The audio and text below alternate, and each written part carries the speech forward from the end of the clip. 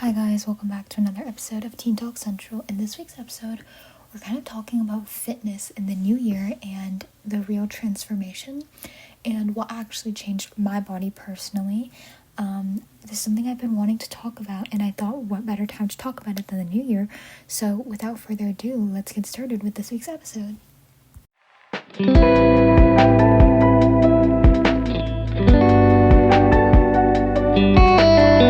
Hey guys, welcome to the first episode of the new year. I literally can't believe that it's 2026. This is my graduation year. This is the year I go to college. This is the year that a lot of big life changes are happening. And I really never thought that this year would come. It's always been kind of like there, like, oh, 2026, like, you know, it's 4 years away, 3 years away, 2 years away, 1 year away. Oh, it's literally today. I hope everyone had an amazing New Year's and spent a good winter break, just like resting and relaxing and spending time with family, because that's really, really important as we get started. And I'm a second semester senior, so I'm starting to lose some motivation, and I'm in college too, so that really doesn't help anything either. But this week, as you can tell from the title, I want to be talking about fitness, because I think I've definitely mentioned in the past like my fitness and wellness journey, and I haven't really gotten questions for me to talk about it, but I really want to talk about it because I feel like it's something that's really important and kind of relatable. And obviously, at the end of the day, the goal of this podcast is to be super relatable with, you know, topics that I talk about. So I think I want to acknowledge the fact that a lot of people enter the new year with this idea like, oh my god, like new year, like new me, I'm going to start going to the gym every day, all this, that. But unfortunately, realistically, not a lot of people end up sticking with those resolutions. And I know some of my friends and stuff have asked me like, oh, how do you like stay consistent going to the gym? And it's not really, for me, it's not a resolution I'm trying to hit and be like, oh, I am able to go to the, you know, I just want to do this to fulfill my resolution. There's kind of a deeper meaning behind it, and I think that's why resolution setting is really important. But it's also important that you understand why you're setting these resolutions. For me, going to the gym wasn't about chasing this look or like, I want to look this way, so I have to go. It was more because I wanted to feel really good. And I feel like one of the ways that I felt really good was like moving my body. And for the first 2 years of high school, I did 3 sports, and I always felt really good, like physically. I may not have like, you know, had a 6-pack or anything, but I just felt really good. And then I stopped those sports for other reasons, and I kind of started to, you know, gain a little bit of weight. And I was like, obviously I wasn't overweight by any means, but I definitely was just like, oh, I can feel my confidence going down a little bit. I didn't like how I really looked in photos, and I didn't feel good. I felt very unmotivated, and I don't know, I didn't think that I wanted to like look and live the way that I was. I wasn't moving, I was eating really bad, I was having like crumble cookie every single week, which is obviously not good. But I really had to change my mentality and my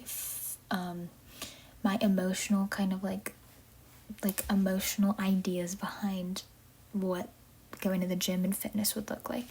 I think on social media a lot of the time it's like, oh, if you go to the gym, like you're gonna get like 6-pack and everything like that. But I wasn't really going for that. I was going more to feel good. And there's this New Year's resolution or idea that there's like this all or nothing mindset. It's like if you don't start on January 1st, then you're like doing it bad, or, you know, you're not gonna stay consistent. And I think for me, it's like, why do you have to wait? Like, people are always like, oh, I'm gonna wait until Sunday to like do this whole reset and like figure out my life. But why do you wait, right? Why wait until Sunday to do it? Why can't you start now? And obviously some people might not have the resources to start right away, but that doesn't really give you an excuse. There's so many other things that I think that you could do. For example, some people may not be able to afford to go to the gym.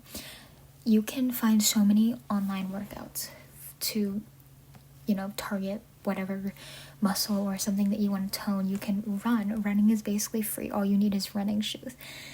You can do Pilates, yoga, all on YouTube. And I think you have to figure a form of figure out a form of movement that you really enjoy. Like, I really like lifting, and I love doing the Stairmaster. People always tell me, you're crazy for liking the Stairmaster. That's like insane. Let me do what I want to do, and I'll let you do what you want to do. And I don't think it matters. Like, whatever you want to do, whatever makes you feel good is what is the most important part, and other people should not be like judging you for that. And I think the people who do judge you are the people who are not actually going to the gym, or not trying hard, or they're not trying to improve themselves. So they're comparing themselves to you, but you're actually already doing better than they are in terms of actually getting up and getting started. So don't forget that. And then there's this other idea of like there's idea of transformation, right? And I feel like a lot of people are like, oh, if I go to the gym for 3 months, I'm going to completely transform. That's not 100% true, right? I think for me, it's consistency over intensity. So being consistent with the process that you take, and learning how to feel your body, how to move it correctly, and building routines that you can maintain, that is when transformation actually comes. And, it's important to emphasize habits and not numbers or extreme rules, like, oh, I'm not going to eat any sugar. Like, yes, I prefer not to eat sugar, and, like, people will tell me that's so weird of you, but that's what helps me, and that's what I like to do. And obviously, here and there, I will have sugar, and I will, like, eat bad. I have cheat days, obviously, because no one is perfect.